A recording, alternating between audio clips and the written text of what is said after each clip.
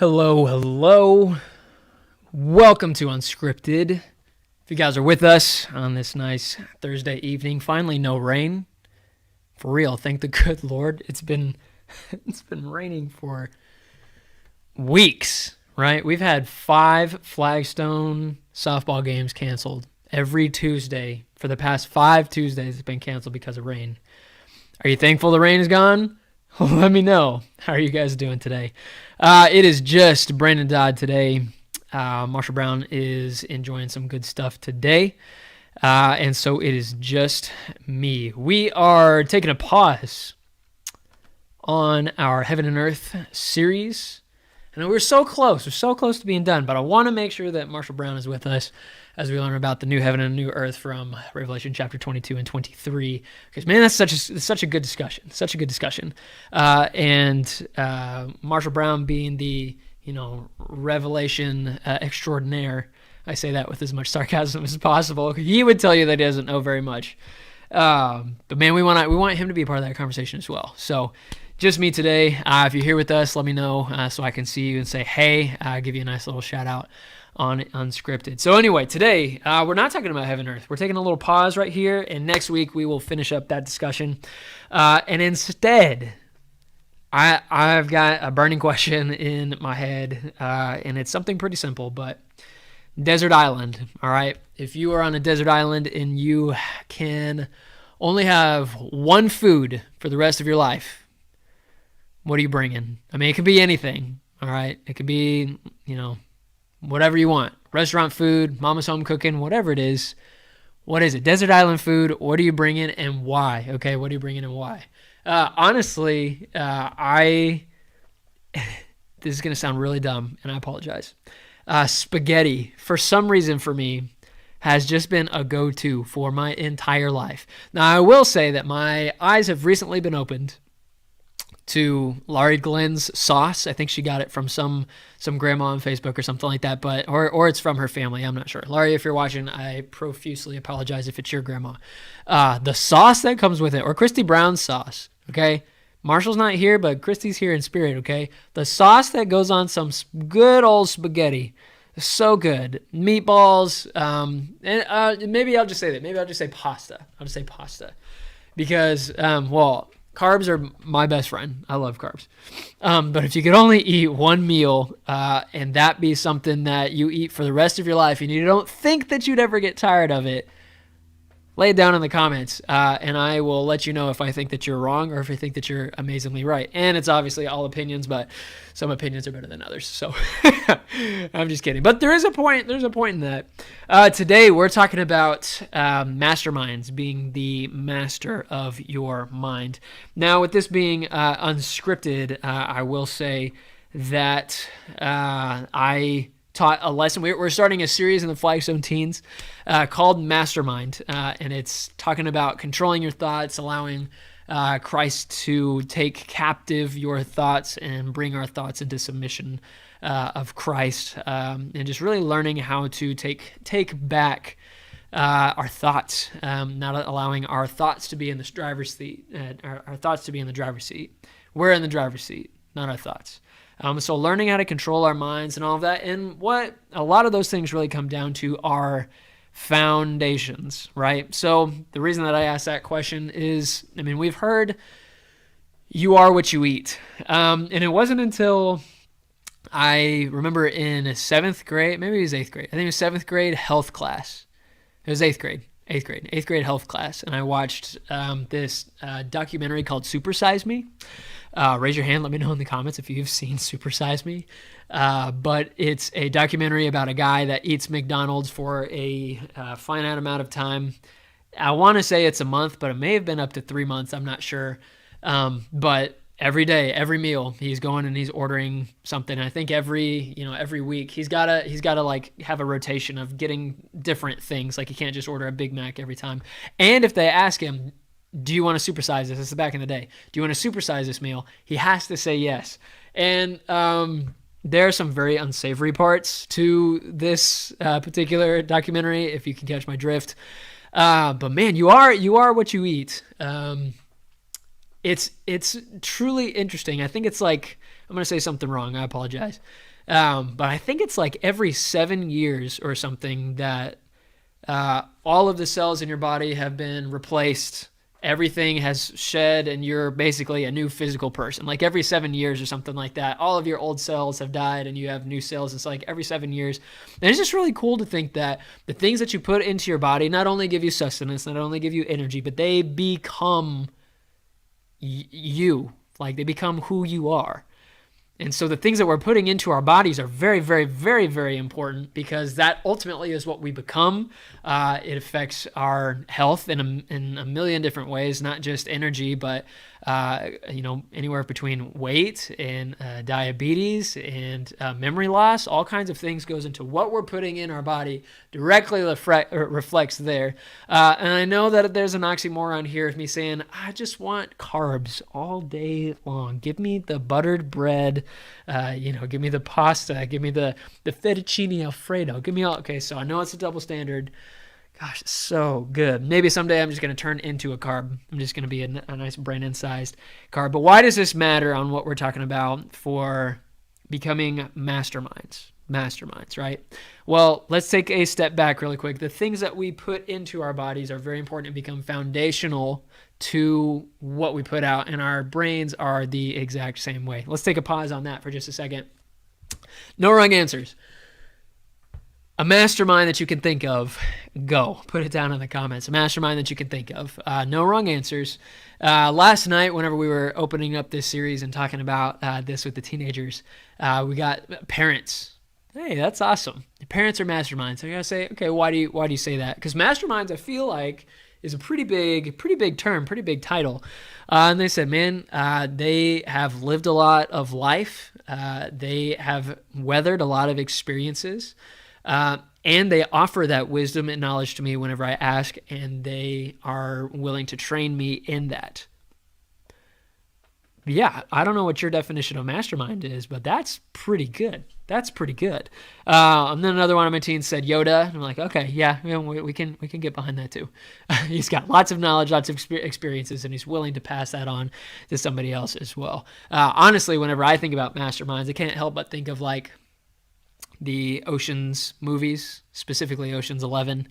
The new one, Oceans 8, it was pretty good. It surpassed my expectations, but Oceans 11, George Clooney, Brad Pitt, Matt Damon, fantastic. I love heist movies, and I mean, to talk about masterminds, robbing 3 casinos for a ridiculous amount of money. Masterminds, that's exactly where we're at. But masterminds, what do we think about those things? And there are people that we can talk to that can help us control our minds, right? You could call them counselors, you could call them therapists, you could talk about them as psychiatrists, but people that you come to and you say, man, these are, I mean, you think about it, the guys that are down in a chair and saying, well, how do you feel about that? Well, this is how I feel. And it's not really like that. Like I said, I've been to counseling, I've been to therapy and stuff. Just it's so good because I've shared with this church family fairly recently that there's a lot of times that I don't know what I'm thinking. I don't know what's at the core of these thoughts. Why am I feeling discontent? Why am I feeling negative? Why do I feel anxious? What's at the core of those things? And honestly, I think a lot of times it takes other people weighing in to see those thoughts, for us to really understand those things. Because if you're like me, I think a lot of times our thoughts can kind of get ahead of us, get out of control. Let me know in the comments and stuff if you're one of those people that all of a sudden you think it and then it just all spills out. It just all comes out all at one time. Like, I feel for you. And there's definitely times that happens to me. I'm definitely more of like a soaker. I've got to ingest a lot before things come out. But think about this, that there's a lot of times that our thoughts can snowball. Our thoughts can take us to places that we weren't prepared to go. So an hour ago, this is all unscripted. An hour ago, I walk up to our front door and there is a rat snake that is, kid you not, probably 4, maybe 4.5 feet long, just chilling on our front porch table. And I was thinking like, man, maybe it was one of the neighbor kids that just put it up there. But I threw a bag of snacks that I had. They were also carbs. I threw a bag of snacks at it, only to realize that it is, in fact, a real snake. So I called my neighbors, and they're like, dude, you're from Texas. You can take care of it. I'm like, no, I can't take care of it because of Morgan. And Morgan would totally agree with everything that I'm about to say. Petrified. Absolutely petrified. She's like, that was the first creature, this is the devil. This is the first creature that's like, God took the legs out and has to crawl on its belly and slither and stuff like that. She's like, why did they make these, why didn't God like change them to like bright orange or bright red, something that we can see and know that danger is coming? Do we have any, let me know, do we have any snakophobias or whatever that would be, whatever that's called? Do we have any of that here? But here's not necessarily my thoughts, because I can go kind of either way with snakes. I grew up in Texas, killing rattlesnakes on the side of the road with roads with shovels and stuff. My grandpa collected the rattles, and he's got a jar of all of his killings and stuff, trying to save his cattle and everything. Like I said, Texas strong, baby. We fit all the stereotypes. But with Morgan, I'll walk you through Morgan's thing. Morgan's thought process of she's enjoying herself, and I say, don't come outside. She says, is that a snake? That's a snake. And she physically starts sweating and thinking, oh man, what happens? What's going to happen if Brandon gets bit? What's going to happen if one of our kiddos gets bit? What's going to happen, if the person that we called to come, it was one of our neighbors to come and do it, gets bit and something terrible happens? What if it runs away and slithers away and gets out from under us? What if this is the big thing for her, was this is a big snake, which means there are babies. Or there is a bigger mama that's around that's going to come into our house. And, after we took care of it, our neighbor came and put it in there. She's like, Brandon, here's what we need to do. And this is in all seriousness. We need to take out all of the shrubs at our house. Take out all of the shrubs at our house so that we can see everything. It can be very clear. We can know exactly what's here. We can understand why the snake came to our place and eating our stuff, whatever. And as I tell Scotty and a couple of other people this story, they're like, I'm sorry, buddy, but you just got to move. You got to take some gasoline and lighter fluid and light that place up, okay? It's the eviction notice. That's what the snake is bringing, is your eviction notice. But man, how do we go from, hey, there's a snake outside, to let's burn our house down? Babe, we got a mortgage on this place. I don't think the insurance is going to help us out here if we purposefully burn our house down. But our thoughts can take us from, this is the snowball, can take us from, hey, here's a snake and here it might be a problem, to we need to burn our house down. Anybody resonate with me if sometimes our thoughts can really get out of control? So my question to y'all is, can we control our thoughts? Is it possible for us to tame our minds, to tame our thoughts, to master our minds? Or is that just something that we have to deal with for the rest of our lives? And ultimately, do our thoughts affect our actions? Well, obviously they do. Obviously they do. If you're sitting here and we're talking about favorite meal that you're going to bring on a desert island, well, right now I have not eaten dinner yet. I know it's still early, but if, say, I not eat dinner for the rest of the time, I could get hangry. Well, here's these thoughts about food is coming, and I could treat Morgan not well, I could treat my kids not well, simply because I missed out on the spaghetti dinner that I could be having right now. Our thoughts bring us to places where our thoughts and our actions are right here, and they're right in sync, okay? So let's take a second to, okay, now we're in our mastermind thing. Let's come back to the foundations. The things that we put into our minds are the things that ultimately come out. Now think about this. Here's a question for y'all. Put it in the comments if you're here with us. What are some things that you ingest daily? Now I'm not talking about food. I'm talking about social media. I'm around these particular people all day long. I'm around my family at these moments. My friends, movies, music. Social media is a big one. I'm around my coworkers. And ultimately, think about this. With all of those things that pour in, think about the things that poured into you today. The radio stations, the Netflix shows, the coworkers, the meetings, all those the things that were poured into you today. How many of those things are positive things that can bring us to a closer relationship with Christ, and how many of those things are negative as far as content that doesn't glorify Christ? How many of those things are positive? How many of those things are negative? And do those things ultimately affect us every single day? Do those things ultimately affect us in a positive way or a negative way? I do. I think that a life that is filled with positivity, a life that is filled with good people that pour into you, a life that's filled with God's word, that's filled with prayer, ultimately up to our God in word as he speaks to us from his word, and pouring into that, worship music, the spiritual disciplines being poured into in that way, can produce amazing things. And the same is true for the other stuff. Are you surrounding yourself with stinky people? Are you surrounding yourself with negative people that always talk negatively about you or about your work, or about constantly pulling down your self-esteem, telling you that you're not worth it, telling you that you are not going to be good enough? Songs that degrade people, that treat people as objects, and that shows that show too much, or that bring us to places that our mind is not supposed to, that our mind is not designed to go to. And then we go to bed thinking these thoughts. All of those things have effects on us either way. And we can, I can lie to you guys all day long and say, man, I can listen to all this stuff, I can watch all of these shows, and they do not affect me. But Scripture would say otherwise. Check this out. Matthew chapter 7, starting in verse 24 through 29.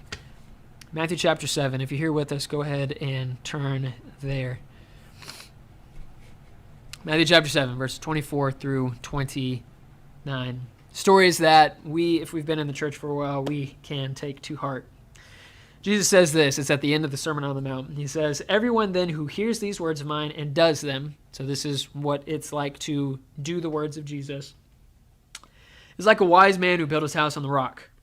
And the rain fell, and the floods came, and the winds blew that beat on the house, but it did not fall because it had a foundation that was on the rock. And everybody who hears these words of mine and does not do them will be like a foolish man who builds his house on the sand. The rain fell, floods came, winds blew, beat against the house, and it fell, and how great was that fall." I was talking with a teenager about these verses in particular, and realizing that, it's like, listen, Jesus, I know that you are a carpenter and a carpenter's son, but good analogy. You're a carpenter. Why are you giving us construction advice? Well, Jesus probably had a lot of good construction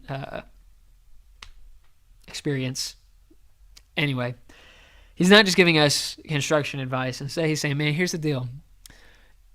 If you take these words of mine, and put them into practice, it's like you've got a good foundation. Whenever the world throws stuff at you, whenever negative things happen in your life, and whenever trials happen, and they will, Jesus said that in this life you will have trouble.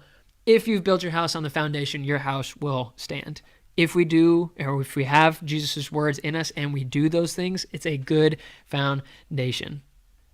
Good foundation. Joyce, you said control sometimes on some things. We've got control sometimes on some things, but it's good to have someone to discuss thoughts with. I gotcha. Someone who's enlightening, somebody who has mastered some of the parts of the mind that we would also like to. I totally feel that. Jesus is one of these people, and he's giving us advice here when he's saying, man, you want a good foundation? You want something that you can build your entire life on?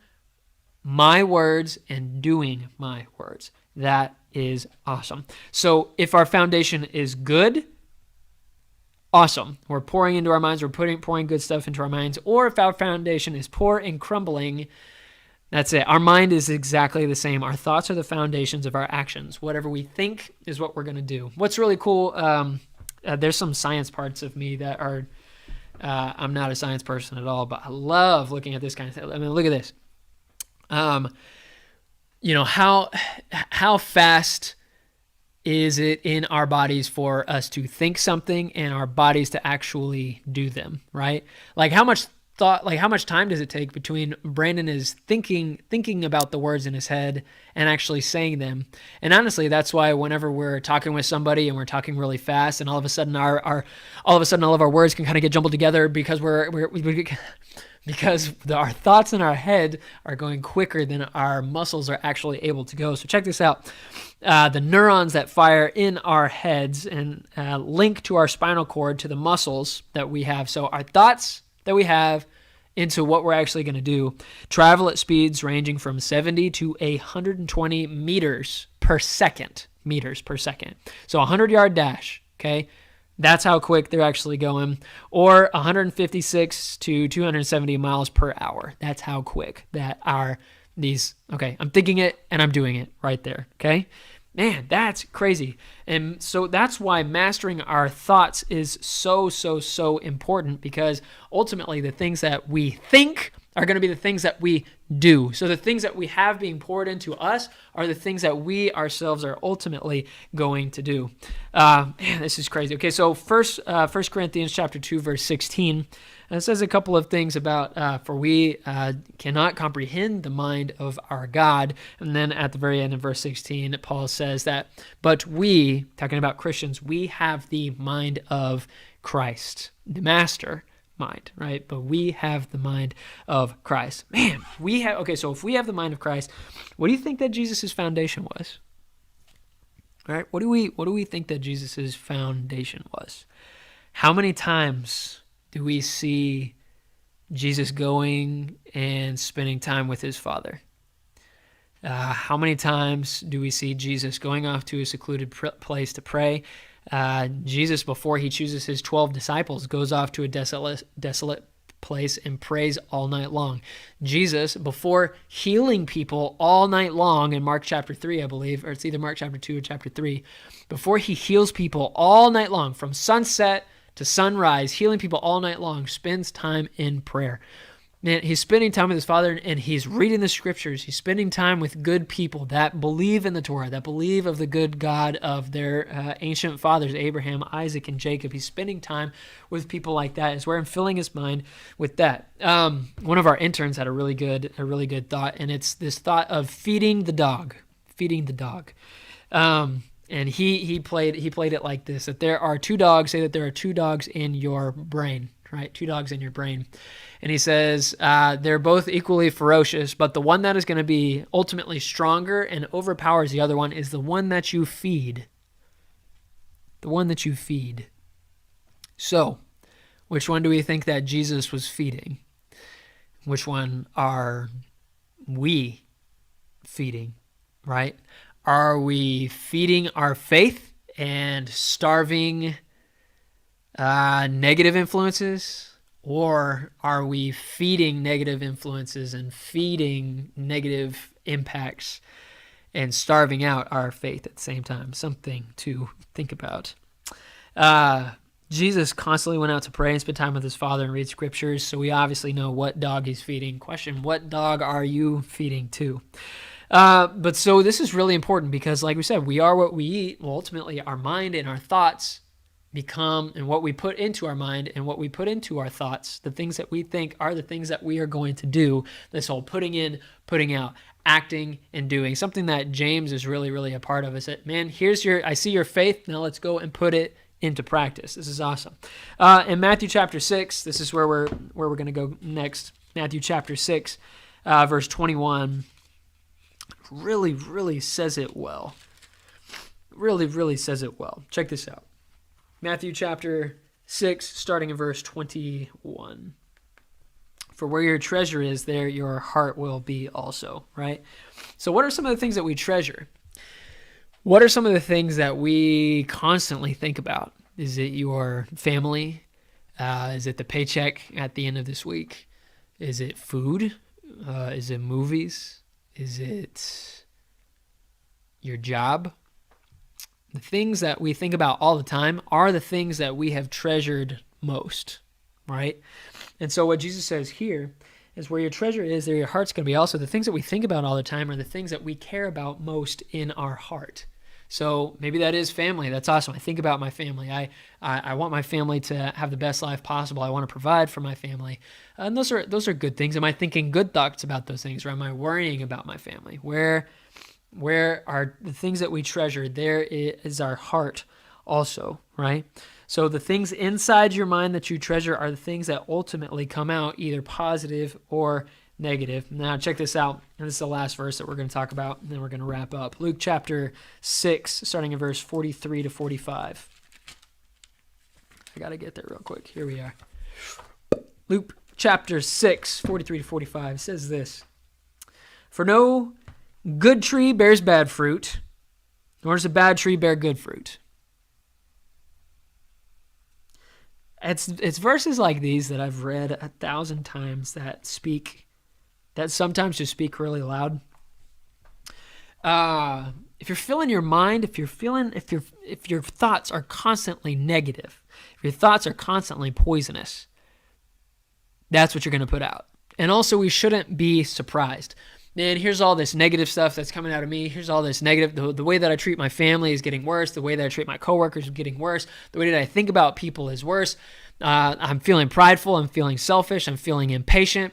Well, what are you putting in? Because if all of those things are coming out, if the fruit of your life is all of those things, let's take a look at what we're putting in. Because guess what?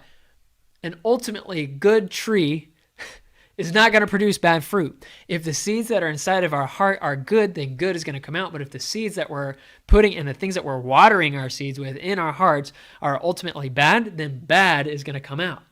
Ooh, Jesus going for the gut punches here.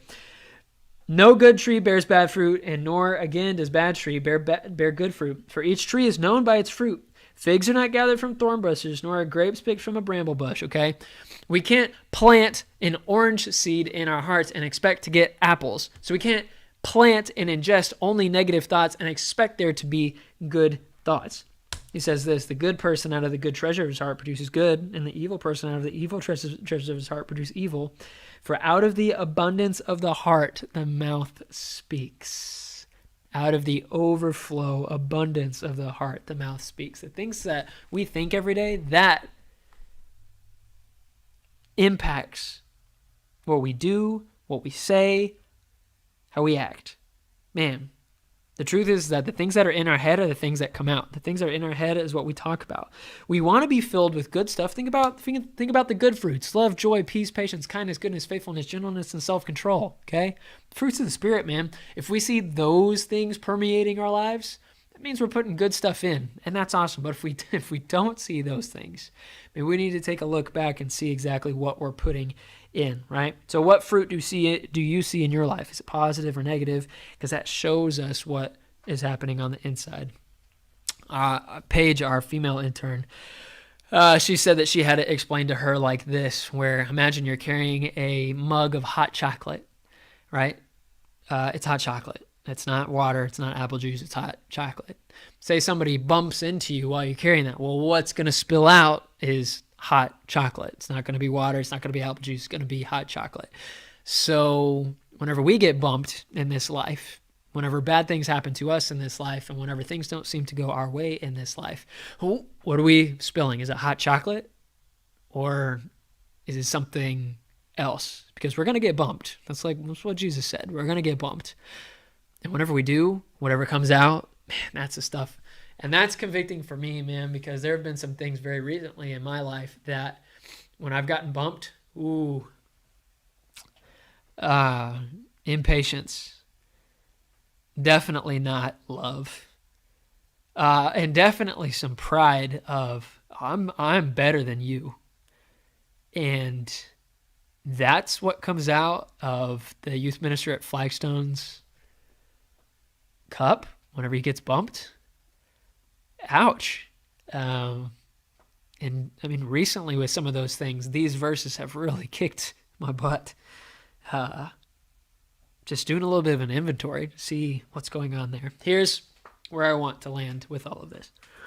I mean, this summer, our teenagers, we're gonna learn to take control, take our thoughts captive, as Paul would say, take our thoughts captive and submit them to Christ, because we're the ones in control, right? We're the ones in control, and we take every thought captive, and we say, no, I'm not allowing myself to snowball. This is where this thought ends. So can we control our thoughts? I think yes, I think we can.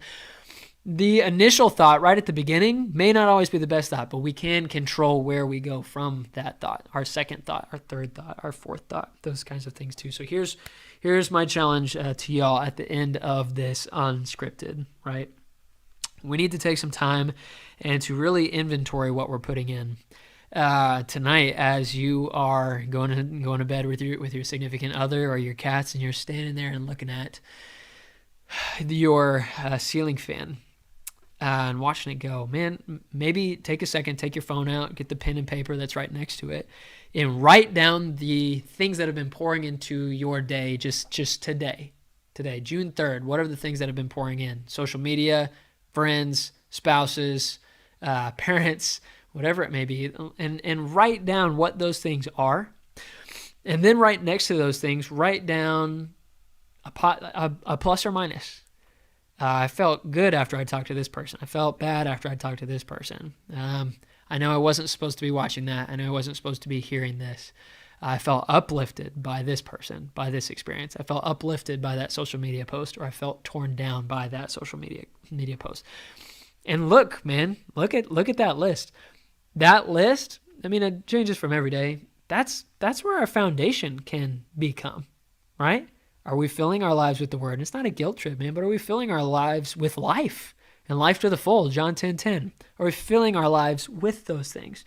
Or are we allowing the thief to come and take those joys away from us and instead replace those things with negative things? And so I would say, after you write that list down, positive and negatives, pray through that list and say, man, God, there are some good things and I'm thankful for those things, but there's negative things too. And God, I want to be like Jesus, where I want to be filling myself with you. I want to be filling myself with good. I want to be filling myself with positive things in my life that lead me into goodness. Yes, there will be negative things in this life. Every single day of our lives is filled with both positive and negative things. We just, at the end of the day, say, more bad things outnumber the good, so I guess it's going to be a bad day today. But our whole lives are a mixture of good things and bad things. But man, what are we really investing in, and what are we really allowing to permeate the parts of our brain that allow us to figure out our foundation? So man, let's pray through those things. Let's let God's word influence us. Let's let our influences be good influences and have positive thoughts at the same time too. Man, guys, that is all that I have for you guys today on this June 3rd Unscripted. I am grateful that you guys are here with us today. For those of you that joined in, and for those of you that will join in later, I hope that this can be encouraging. Honestly, it's those kinds of things that I need to hear as well. So I appreciate you guys allowing me to be honest and upfront about those things as well, as we all learn to master our minds from the master of our minds. Anyway, guys, thank you so much for being with us. Next week, we will wrap up our Heaven and Earth series, God willing, and then we're going to start some new stuff that Marshall and I are very, very excited about. So thank you guys very much for being with us tonight. Go enjoy some pasta if it's on plan, whatever that means. And I will see you guys later. Thank you guys very much for joining us. We'll see y'all.